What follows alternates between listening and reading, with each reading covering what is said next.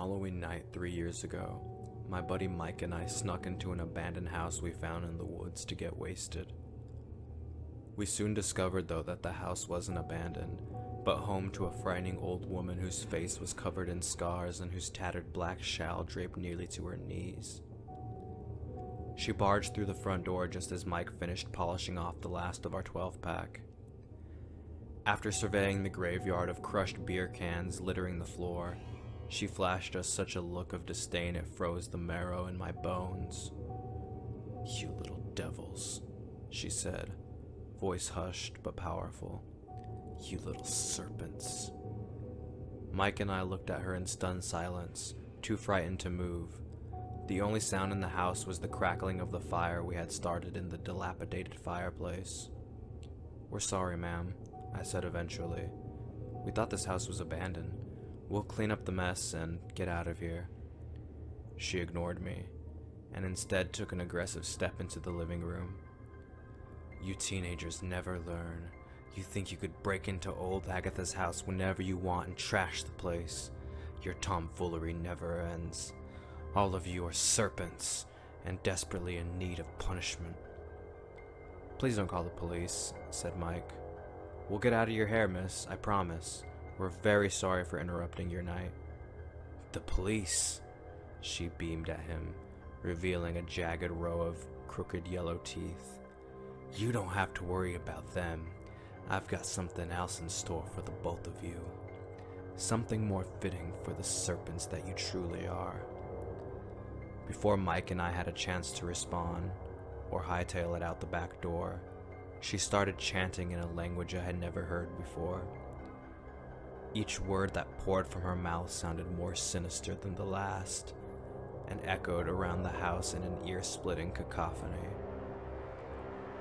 Just as I feared that my eardrums might burst, her chanting stopped, and an eerie silence descended over the room. I tried to shift my legs, but they were frozen to the ground. It was as if a pair of invisible fingers had risen up through the floor and wrapped my calves in a vice grip. "What did you do to us?" I said, voice breathless. "I placed a curse on you. One fitting for pesky children who love to stick their noses where they shouldn't." "Curse?" said Mike. "What do you mean, curse?" "Every Halloween, from midnight till dawn, you will be forced to wander the town sewers naked on your bellies, hunting rats and eating them raw."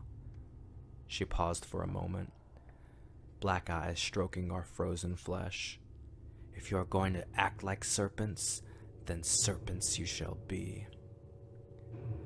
3 hours later, Mike and I were slithering through the sewers eating rats, just like she said. Our bodies were not our own during that time. An invisible force propelled through our limbs, similar to the one that had rooted us to the floor in Agatha's house. Words cannot describe the horrors of that night. I'm vegan, so each rat I consumed made me retch so violently I feared I might vomit up my entire stomach. No matter how hard I tried to empty my body of such vile flesh, though, my possessed hands would locate another rat and force even more tainted meat and blood into my already bloated belly. Every Halloween night since, Mike and I had been forced to endure this demented marathon. Our bellies are permanently scarred from scrapes and concrete burns, and our taste buds are irreparably changed. What frightens me the most, though, is that last year I discovered Mike has grown to enjoy our excursions. The sewer was already filled with rat carcasses that Halloween, long before the stroke of midnight fell and our curse propelled us beneath the city. Yes, Mike began early, and my gut tells me that our city has been rat-free ever since because of the local exterminator.